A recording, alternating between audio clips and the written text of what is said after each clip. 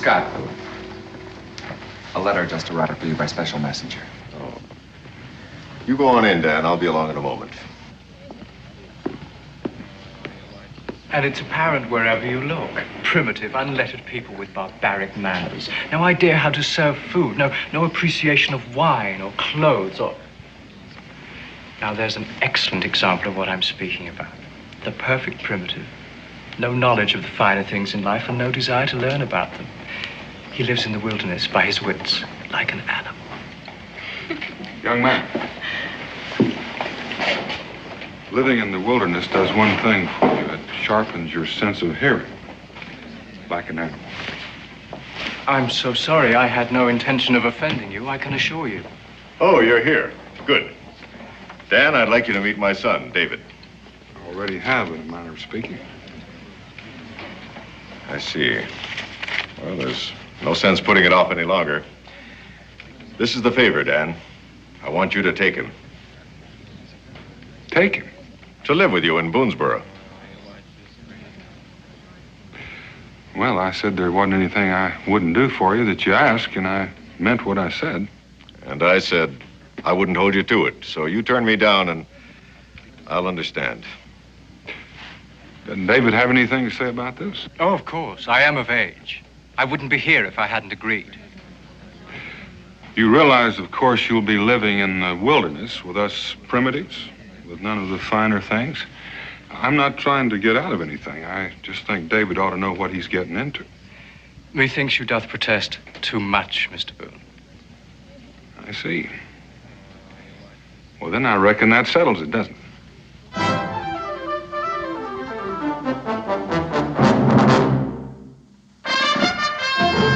Daniel Boone was a man, yes, a big man, with an eye like an eagle and as tall as a mountain was he.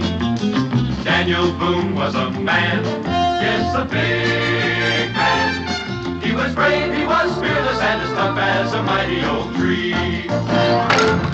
From the coonskin cap on the top of old Dan to the heel of his rawhide shoe, the rippinest, roaringest, fightingest man the frontier ever knew.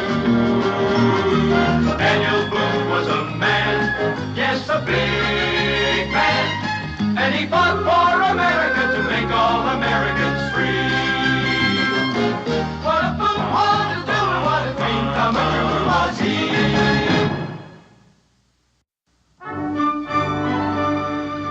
Now that it's all settled, Bill, do you mind telling me why you wanted David to come and live with you? Now that it's all settled, no. David, as you can see, is a fop. An overeducated dandy who's never had to earn a dollar in his life. Forgive me, Father, but it's not possible to be overeducated. On the contrary, you're the living proof that it's quite possible for a man to spend so much of his time becoming overeducated in useless things that he's had no chance to learn any useful ones. He's never had to raise a blister on his hand or a drop of sweat on his brow from honest labor. You were the one who suggested I go to Europe to get the best education possible. You even chose the school. That's true, but And I made the most of it. I had no opportunity for honest labor, and I didn't need it then or now. Mr. Boone, in my opinion, this whole idea is a scandalous waste of time, yours and mine. But he has agreed to humor me. Have you any notion in particular of what you want him to learn? Yes. I want him to earn the things he now takes so lightly for granted. I want him to learn what it's like to bend his back over a pick and shovel, to fell trees and cut and shape them for a house, to walk a 60-mile trap line in rain and snow, to shoot his food and skin it for the clothes on his back. I want him to learn what life is all about. Yes, but you see, Father, that is not what my life is going to be about. I don't intend to ignore 12 years of education. I mean to use them. Well, I think your father has a point, David. I think maybe your education could stand a little filling out. There is nothing that cannot be learned from books, Mr. Boone. Well, no, I doubt that. And I don't think you could find any book that says that. Besides, this conversation is quite academic. I have agreed to give up several months just to keep my father happy. Do you think that's long enough, Dan? Well, you can learn a lot in a short time if you want to, and nothing in a long time. I think it's up to David. Oh, no, Mr. Boone, it's up to you. You see, I am just an empty vessel waiting for you to pour some of your precious knowledge into me. I even intend to humor you, within reason.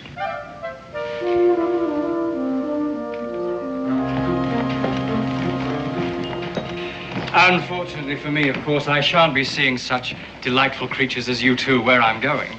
We'll miss you. Don't be gone too long. Well, I'll try very hard. I assure you that I'll... Well, he seems ready for the frontier. Seems pretty well set up for a young man who spent the last 12 years living the life of a gentleman. Dan, I don't want you to hold back. Treat him as you would any other young man. And don't be afraid to, well, make it as difficult as you think necessary.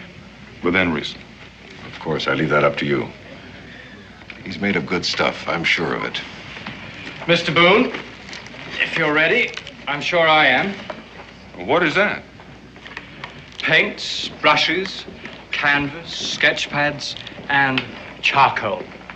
David fancies himself an artist. Correction, Father. I am an artist, and a very good one. Well, I'm sure you are, David, but, well, we've got a long trek in front of us, and since you're new to the frontier, you may just find it difficult to propel yourself. Mr. Boone, I agreed to subject myself to this puberty rite to prove my manhood according to my father's antediluvian notions. But I did not agree to waste all of my time. I will not forego my art, not even for 2 months, and nothing that you can say or do will force me to do so. All right. There's some things a man has to learn the hard way. Oh, my badge of courage and virility? Well, you might find that it might come in handy before we get to where we're going. See you in about 2 months. Without fail. Goodbye, son. Dan Boone's the best man I know. Follow his lead and you can't go wrong. I follow my own lead, Father, and I haven't gone wrong yet.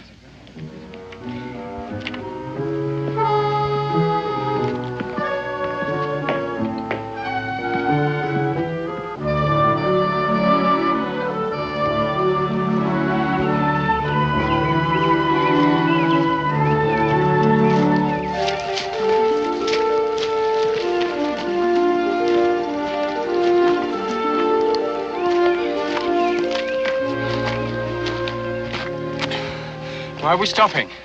Get a chance to catch your breath. Oh, no. We'll carry on until you're ready to rest.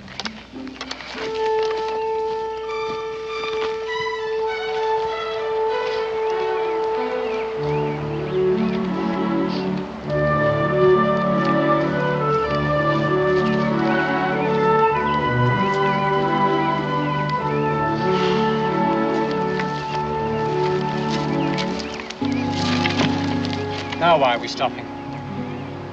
Because I'm ready for a breather and a little food.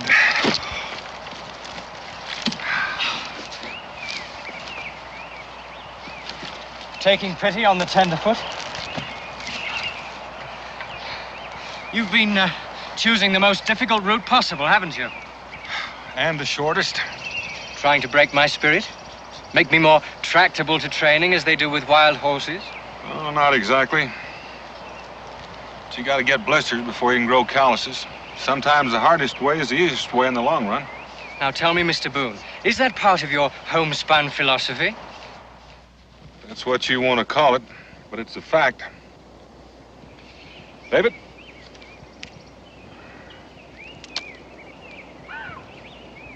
I'd heard that you pioneers sometimes eat horse meat, but I didn't know you ate the harness too. It's horrible.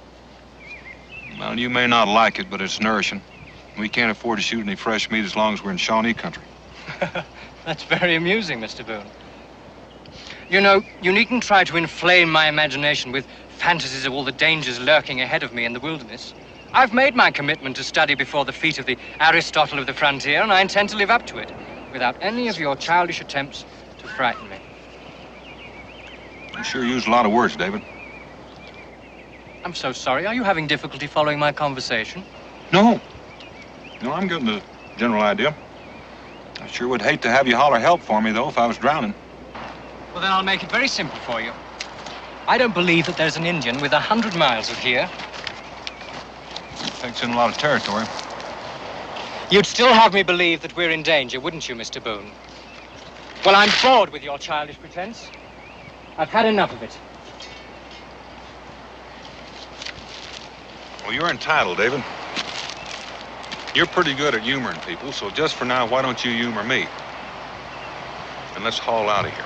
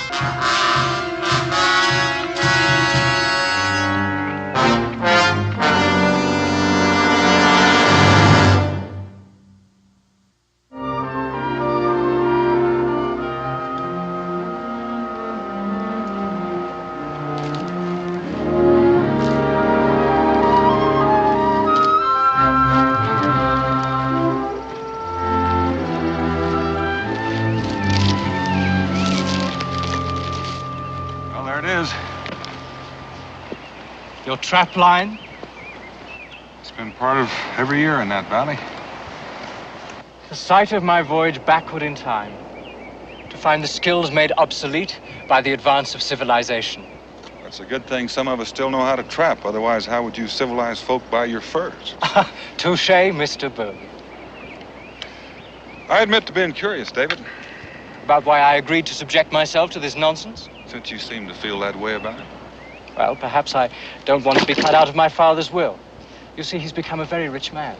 That had crossed my mind, but I don't think that's the real reason. All right. It's rather simple, really. My father's been very good to me. And although he's a little misguided in this, he means well. Misguided? You think you're smart enough to pass judgment on him? He's still rather a child, isn't he? Is he?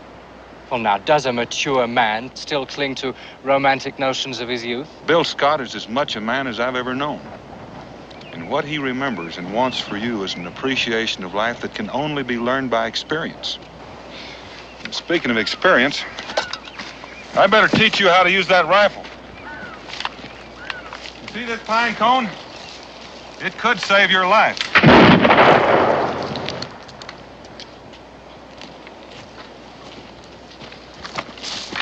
Did I say I was going to teach you how to shoot? Ah, you see, I forgot to tell you, Mr. Boone, I attended Sandhurst for a while. Oh, now, in case you're not familiar with it... It's a military college. Now, is there anything else you forgot to tell me? Mr. Boone, I'm afraid I haven't been quite honest with you. You see, when my father first proposed this wild experiment, I decided that I would shorten my apprenticeship by doing some research. Now, I will grant you, there aren't many textbooks available on trapping beaver, hunting bear, building cabins, and other skills related to a wilderness. But I must confess that I have managed to digest the ones that I could find quite thoroughly. And I think that you will find me very knowledgeable on any project that we might decide to undertake. That's very interesting, David. Thank you. Of course, I realize it does sound a bit smug, doesn't it? But, well, look, I could give you a pointer on the way. I mean, there's nothing like practical experience, now is there? Well, it does come in handy now and then. What is it? Shawnee, I reckon. Oh, Mr. Boone, I don't see any Indians. Come on, David. Mr. Boone, aren't you being a bit ridiculous? This is no time to stand around and argue. Now, Mr. Boone, I think this is one of your backward jokes. It is not a joke. And I don't intend to be a victim of it. David.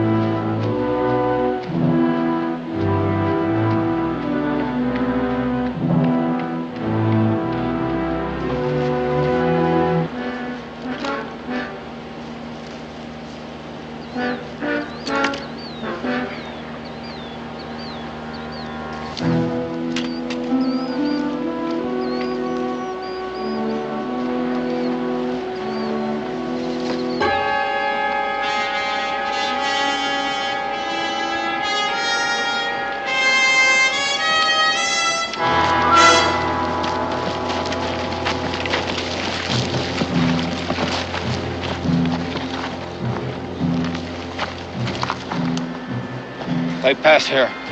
Short time ago.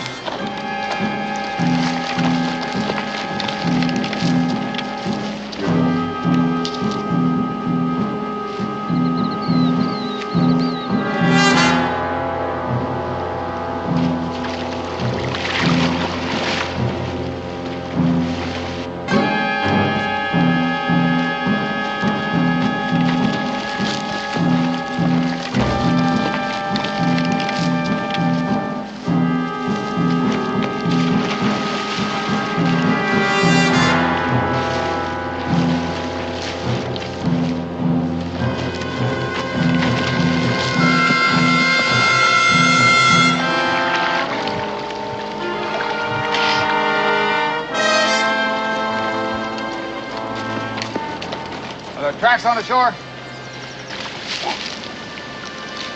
The trail leads to the water. You go downriver. We'll go upriver.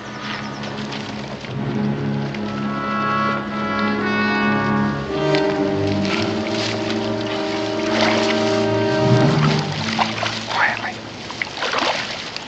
Let him get out of earshot. He's magnificent.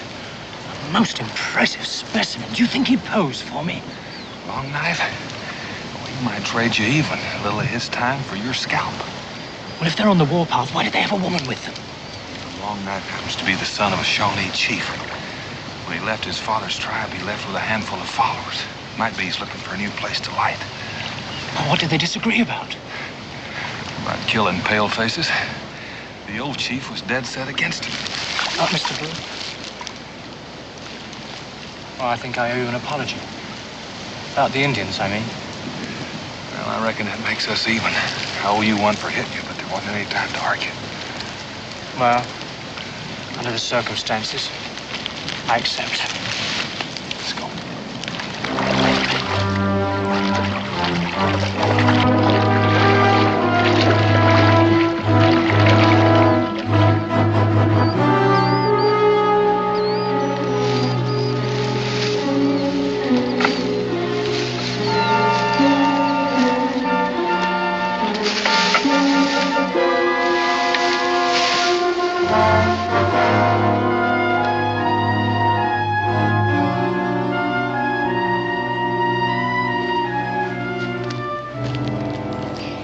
Forgive a rather obvious question, Mr. Boone. I mean, a very short time ago, we were running for our very lives from angry savages, and yet now you sit terribly calmly, build an enormous fire, and cook some fish. Well, I mean, is there some sort of an unspoken truce that takes effect at sundown? That's pretty good, David. But that's not exactly the way it is. A human sanctuary? How curious.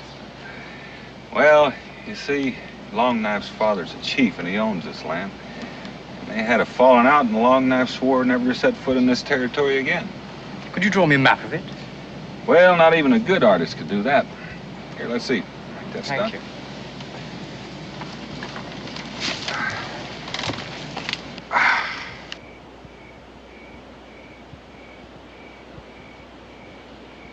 I've tasted trout in the finest restaurants in London, Paris, and Switzerland. It never tasted like this before. Well, catching it yourself adds a special flavor. That and eating out in the open. I defer to you on one thing, Mr. Boone. There are things that cannot be learned from books. Well, I reckon it would be hard to write down the taste of fresh-caught trout. I must confess that, despite my preconceived conclusions, I admire you, Mr. Boone. That is, of course, in the way that you relate to your environment, limited though it is.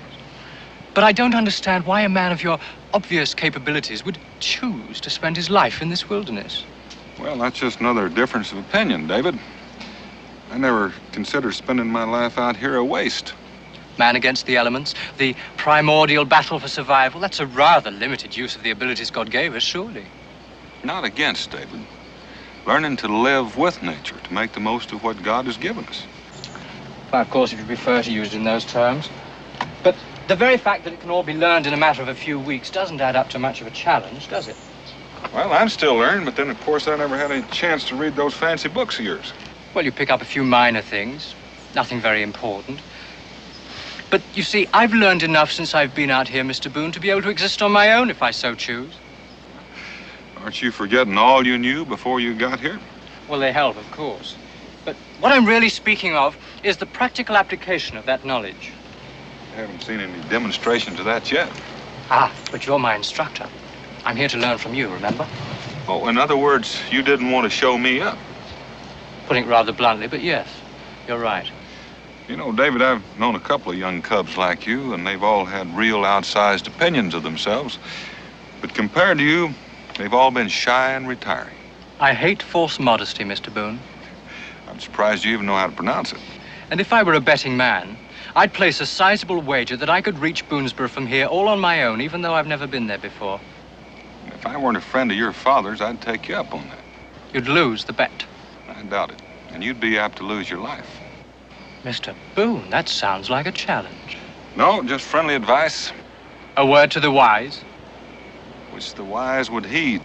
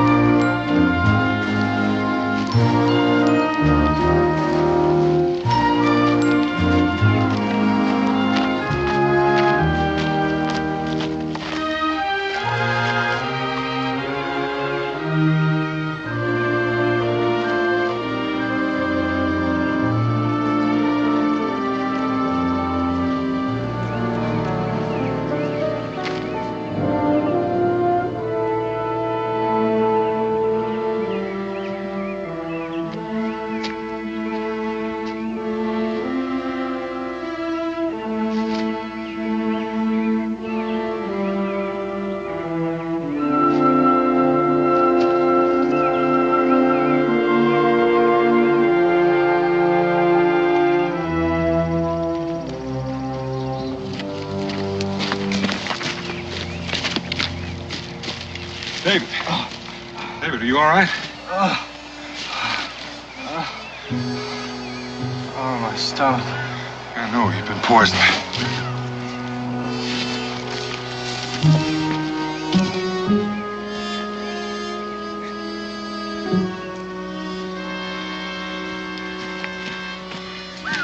Here, chew these.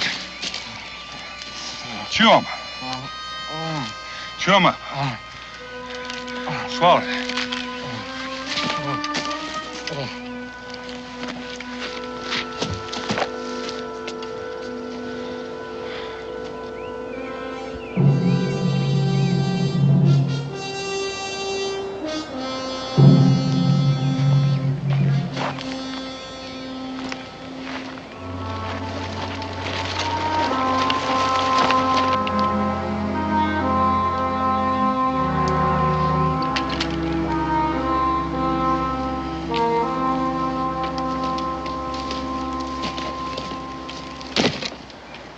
How do you feel? It's all the same to you. I think I'd like to die. Right here. You almost did. Aren't you going to say I told you so? No, I figure you feel bad enough already. We've got to keep moving. Your nighttime navigating took us right back into Long Knife's territory, and he just might have picked up our trail again. Mr. Boone, I don't know how much help I'm going to be, I'm afraid. Well, it doesn't matter. Just don't try using that gun.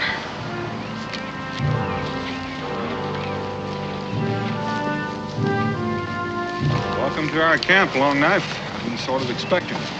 I have a difficult trail to follow. You're not quite difficult enough. But now that you've found us, what can I do for you? This your friend? He's the son of a friend. That's my picture. How did he get it? I expect we found it wherever you left it. Did you make that drawing? Yes, I did. Good. You come with us.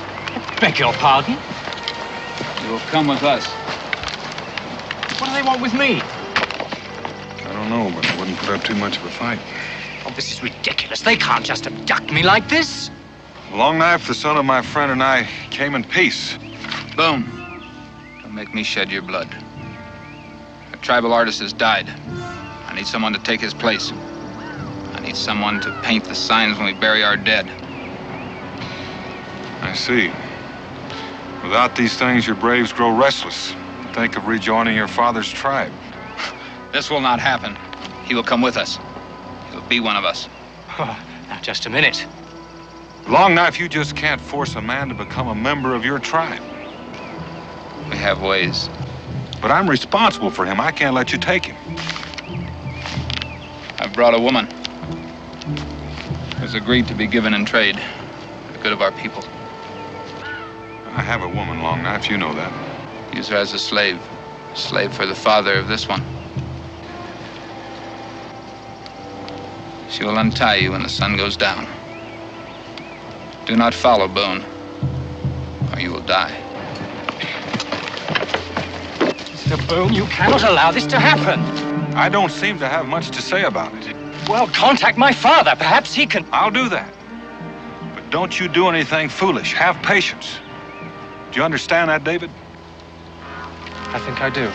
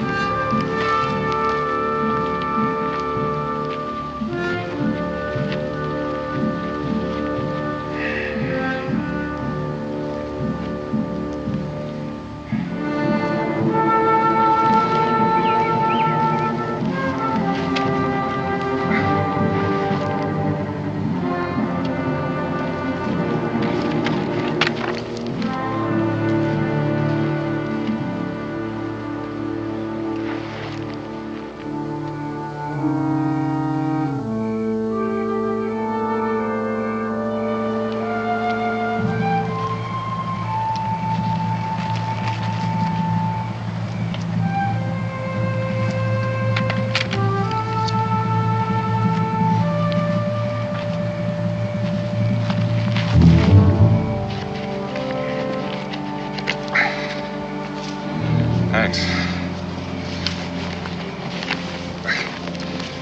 Now you can go on back to your own people.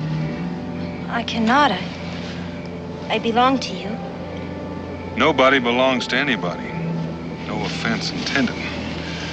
But I cannot go back. I've been given in trade. It's a matter of honor for me and for Longknife.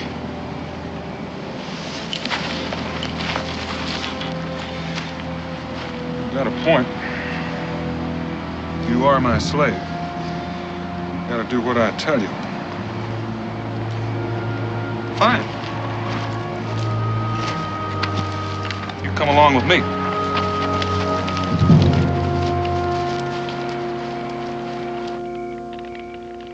You may rest now. Ah, is the painting finished? Oh, no, it will require several more sittings. You have great magic in your brush. It's not a question of magic, it's a question of being taught, a question of training. Where did you learn such magic? In a school, across the ocean. The ocean? Across the big water. Far from here. Yes, well, anyway, that's where I learned to paint. This painting gives me strong medicine. Stronger than that of my father. I will become the chief of all the Shawnee. Oh, I think you're attaching a little more power to this painting than really exists. When this painting is done, you will teach me the magic. Oh, I'm afraid I can't stay that long. You will stay. You will become a blood brother to the Shawnee. My people will become your people. Now, I'm sure you intend that as a great compliment, and I am deeply flattered. But I don't really think I'm worthy of such an honor. And the plain truth of the matter is, I have no desire to become your brother. To become a Shawnee is a great honor. Oh, I'm sure it is, only... You dare to insult our ancestors? No, I don't wish to insult.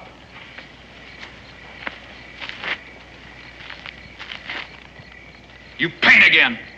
Yes.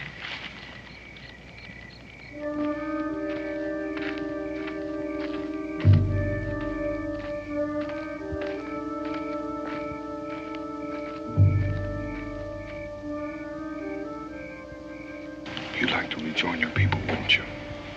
I cannot. The way things stand, you belong to me. And as long as you belong to me, you'll obey me. Do you understand?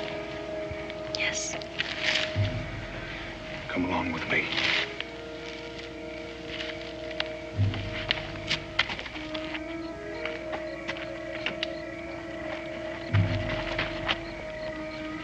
Good. Ah, you're tired of holding that pose? Then we shall finish the painting tomorrow. Now you become one of us. What? Ready for the ceremony. Why don't we just finish the painting?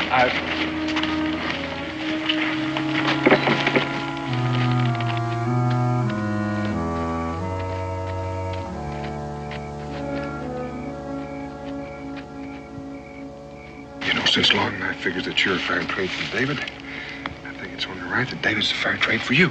I don't understand. I just wouldn't want Longknife to come to the conclusion that you'd gone along with me in this.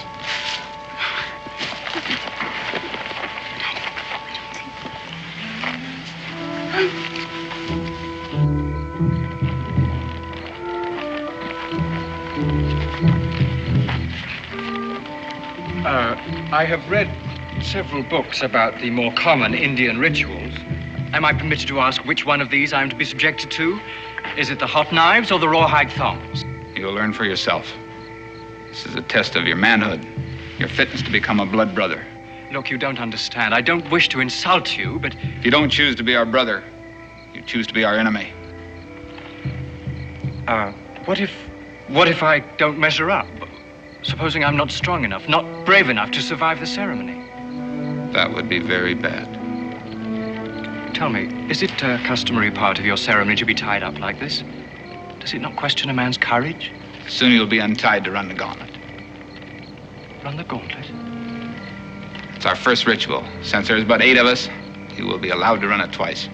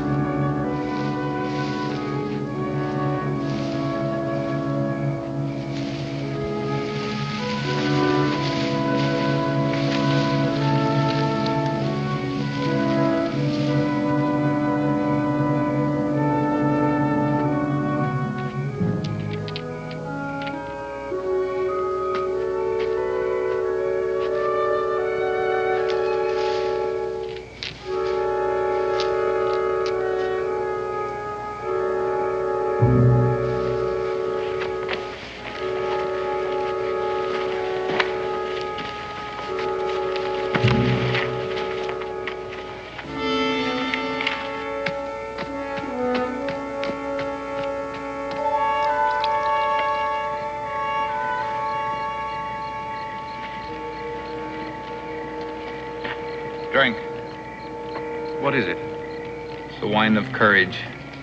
Yes, but what's in it? Oh, many things. Many special things. Now drink. Prepare yourself now. The ceremony will begin.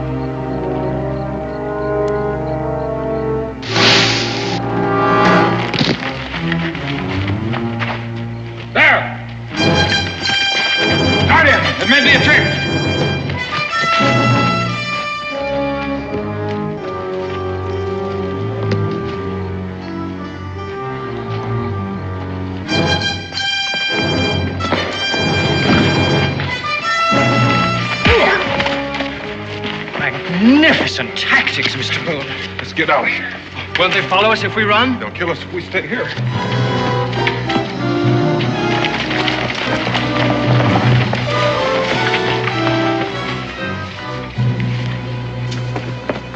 Mr. Boone! Mr. Boone! Save your breath, run. There's a river just up ahead. Mr. Boone, it's my paints. Your paints? Yes. I left them at Long Night's camp. I must go back for them. Are they worth risking your life for? Well, we can take another route back, but I've got to have them. You don't understand. If they catch you again, they're going to kill you. And what's more important, they're going to kill me, too. Mr. Boone, I'm sorry. I must have my paints. David.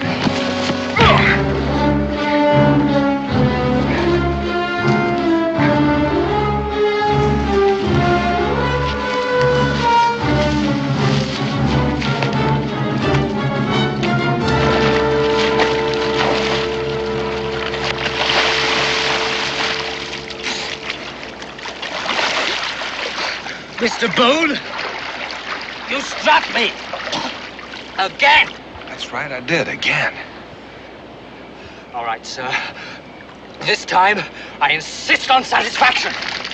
Listen, I'll give you your chance, but this is not the time or place. Long Knife's behind us, and if we fight here, he's the only one that's going to get any satisfaction out of it. Very well. I will await a more propitious time. Well, I'm sure glad to hear that. Now, let's get out of here.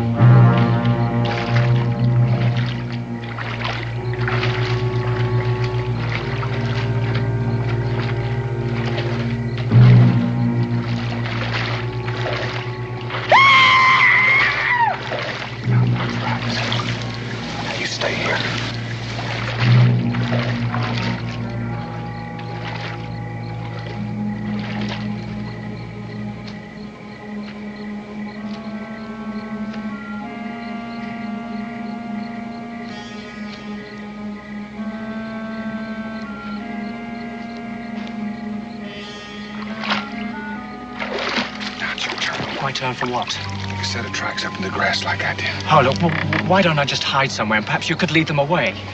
Now, wait a minute. It's not that I want to make you the quarry for my own safety. I don't want to see you killed on my account. Besides, you can outdistance them alone. Well, you do like I asked. Don't you think Long Knife can tell the difference between two sets of tracks and one? Yes, I should have thought of that.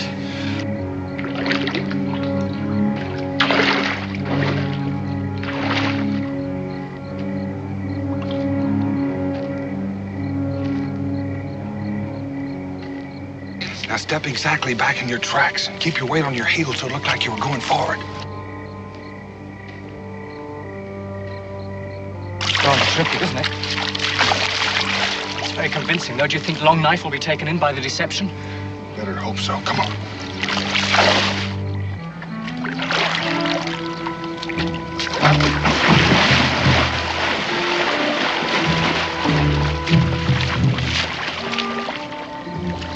Left the water here. Tracks lead up to the dry grass. Boone is smart. He knows that I swore never to set foot on my father's land again. He'll take refuge there. Your father's land right there. You four go this way, the rest will go this way. We'll search for him across the water. Boone is like the fox. You lead the hunt one way, then go another. Go now, we waste time.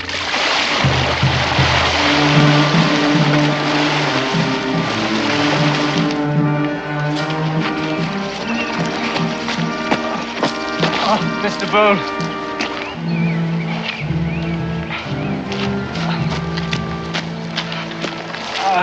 How much further do we have to go?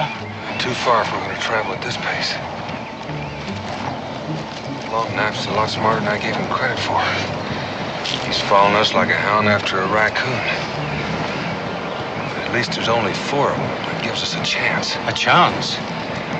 Sooner or later, they're going to catch up with us. So we'll pick the time and the place.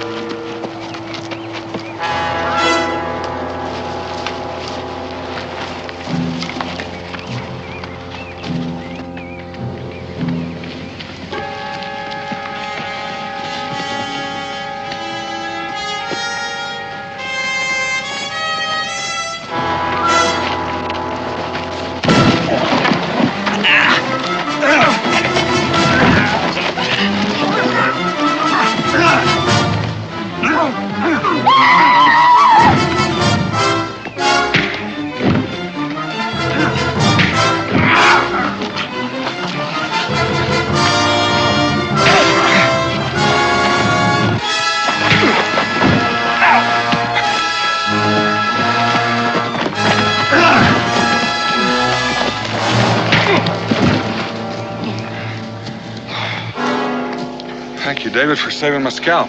Well, that works both ways, doesn't it? Now, if you'll let me have your knife. What do you want with my knife? Well, we're going to scalp them, aren't we? Don't tell me you've read a book on how to lift a scalp. Yes, I did, and it gave very explicit directions. You see, you hold the forelock of the victim with your left hand, and you make an incision just at the hairline on the forehead. Well, David, don't you think we could just tie him up somehow? We won't hold him for long, but it'll be long enough to get out of here. Oh.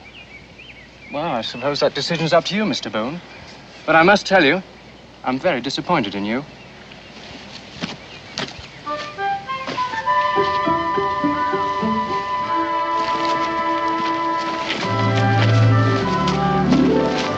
Mr. Boone, aren't we traveling in the wrong direction? Well, we have been for several hours. Why? Well, it's a long way around, but it sure saved our hides. How? Take a look.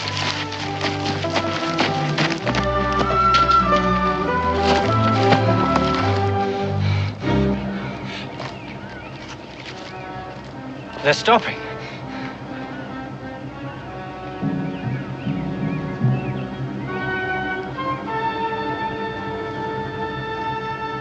The boundary line. We've made it into neutral territory. Does that mean we're safe? Another day's travel, we ought to be in Boonesboro.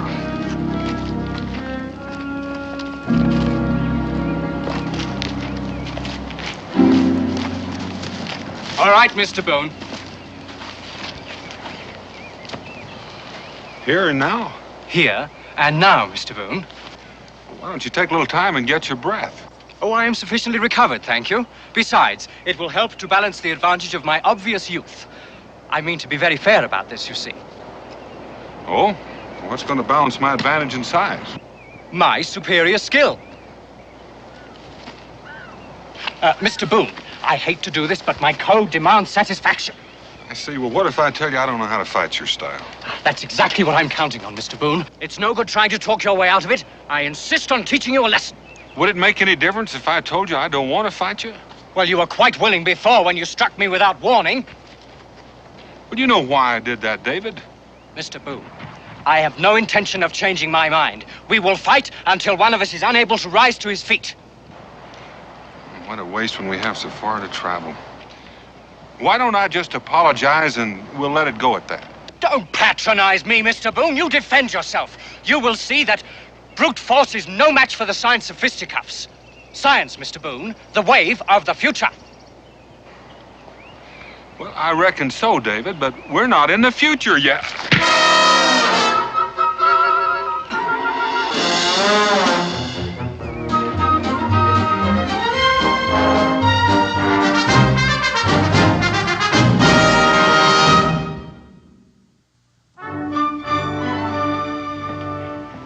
see David hasn't changed. Oh, you mean the painting? I hoped he'd give up that nonsense, but I suppose it was too much to ask. I spent the better part of 20 years spoiling him. I couldn't expect a few short months to make any difference. You would be expecting too much, wouldn't it? Well, at least I made the effort. Still, it wasn't very fair of me to wish him off on you and Dan. David! Hello, Father. It's good to see you, boy. You look wonderful, son. Well, you look pretty good yourself. And all dressed up in buckskins. That's something I thought I'd never see. Yes, well, I found out that they wear a little better than satins and lace. What are you doing with that bearskin? He shot it. I helped him skin it out. We're going to make a rug for Mom. Father, I'd like you to meet Israel Boone. Pleasure to meet you, sir. How do you do, Israel? Me and David are hunting partners. Bill. Dan, you've done a wonderful job with him. Thank you. There's nothing to thank me for. David saved Pa's life, too. Fighting with the Indians. He saved your life? That's right. Where's your luggage? Oh, it's at the tavern. Well, nonsense. You're going to stay here with us. Nothing I'd like better, Dan, but I have to be on board a ship for Boston in a week. How soon can you be ready to leave, son? Well, Father, I hate to leave a job half finished. A job? We're building a cabin. Might take a while to finish, but then the trapping season will start. You mean you want to stay here? Well, at least through the winter, anyway. It's pointless to learn something and then not put it to use, isn't it? I think you're serious. I am. But what about your painting, your education? Well, I can use that education. Somebody should be writing a history of the frontier. One day, this will all be gone. Father, you can help me. You send me some supplies from Salem, and I can keep track of it on canvas, too. You haven't said anything, Dan. Well, I reckon you know what I'm bound to say. I think it's a fine idea.